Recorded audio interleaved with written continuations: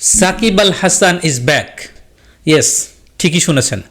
বাংলাদেশ ক্রিকেটে ফের আগমন ঘটছে সাকিব আল হাসানের। বাংলাদেশ দল এখন চরম একটা অসময়ের মধ্যে যাচ্ছে, খারাপ সময়ের মধ্যে যাচ্ছে।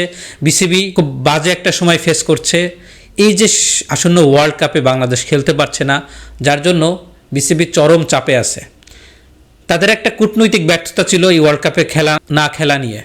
সেই ব্যর্থতা ঢাকতেই হয়তো সাকিব আল হাসানকে ডাকছেন, সাকিব আল হাসানের ইস্যুটাকে টানছেন, যেন সাকিব আল হাসানের ইস্যু দিয়ে বিশ্বকাপের কূটনৈতিক ব্যর্থতা ঢাকা যায়। আমি বারবার করে বলেছিলাম, এই যে বিশ্বকাপে বাংলাদেশ খেলতে পারছে না, বাংলাদেশ কি আইসিসির সাথে ঠিকমতো তাদের কনভারসেশন করতে পেরেছে কিনা, তাদের সমস্যাগুলো বলতে পারছে কিনা, এটা নিয়ে আসলে আমার সন্দেহ ছিল। সেই সন্দেহর প্রকাশই ঘটল এবং কূটনৈতিক ব্যর্থতার দায়ে হয়তো বাংলাদেশ বিশ্বকাপে খেলতে পারেনি এবং সেই দায় সারতে সাকিব আল হাসানকে ডাকছে। সাকিব আল হাসানের বয়স 39 ছুঁই। তিনি সাম্প্রতিক সময়ে বিভিন্ন টক শোতে, পডকাস্টে বলেছেন তিনি দেশের হয়ে আবার খেলতে চান, দেশের হয়ে অন্তত একটা সিরিজ খেলে অবসর নিতে চান। তার এই ইচ্ছাকে সাধুবাদ জানাই। সাকিব আল হাসান গত প্রায় 1.5 যুগ ধরে বাংলাদেশ ক্রিকেটকে সার্ভিস দিয়েছেন। বাংলাদেশ ক্রিকেটের অনেক জয়ে সাকিব আল হাসানের অবদান, ব্যাটে বলে ফিল্ডিংয়ে প্রতিটা ক্ষেত্রে সাকিব আল হাসানের অনেক বড় অবদান। বাংলাদেশের ক্রিকেটের ইতিহাসে সাকিব আল হাসানের নাম একজনই, Shakib, the number 1 allrounder in the world, and most of the time he was the number 1। সেই সাকিব আল হাসান ইচ্ছা প্রকাশ করেছেন এবং সে ফিরতে পারছেন, কিন্তু বিসিবি তাকে যে পরিস্থিতিতে ফিরিয়ে আনছেন, এটা কি সাকিব আল হাসান চেয়েছিল? আমরা যারা সাকিব ভক্ত বা দেশে সাকিব ভক্ত যারা আছে, তারা কি এইভাবে সাকিবের কামব্যাক চেয়েছিল? সাকিব আল হাসান ফিরুক, সবাই চাই, আমিও চাই।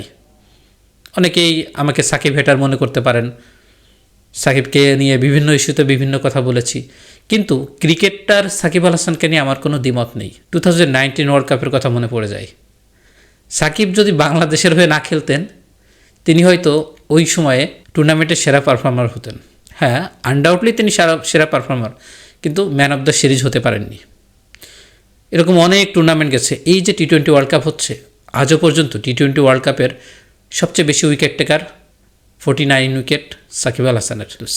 সেই সাকিব আল হাসান ফিরছে, কিন্তু বিসিবি যে পরিস্থিতিতে যে নাটক করে সাকিব আল হাসানকে ফেরাচ্ছেন, এটা আসলে সাকিব আল হাসানের জন্য লজ্জার, তার দর্শক শ্রোতা বাংলাদেশের জন্য লজ্জার। বিসিবি কোনোভাবে কি এই দায় এড়াতে পারবেন? এই যে 15 মাস সাকিব আল হাসান দেশের হয়ে খেলেননি, ক্রিকেট ক্যারিয়ারেরই 15 মাস বাংলাদেশ কতগুলো ম্যাচ খেলেছে, কতগুলো টেস্ট খেলেছে, কতগুলো ওডিআই, কতগুলো T20। বিশেষ করে ওডিআইয়ের কথা বলবো।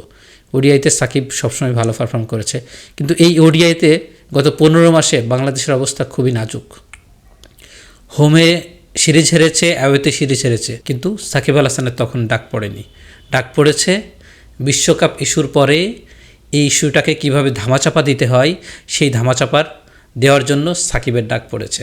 আপনাদের কি মনে হয়, সাকিবের কি এই ডাকে সাড়া দিয়ে বাংলাদেশের খেলা উচিত নাকি উচিত না? আপনাদের মন্তব্য কমেন্টস বক্সে জানাবেন। আসসালামু আলাইকুম।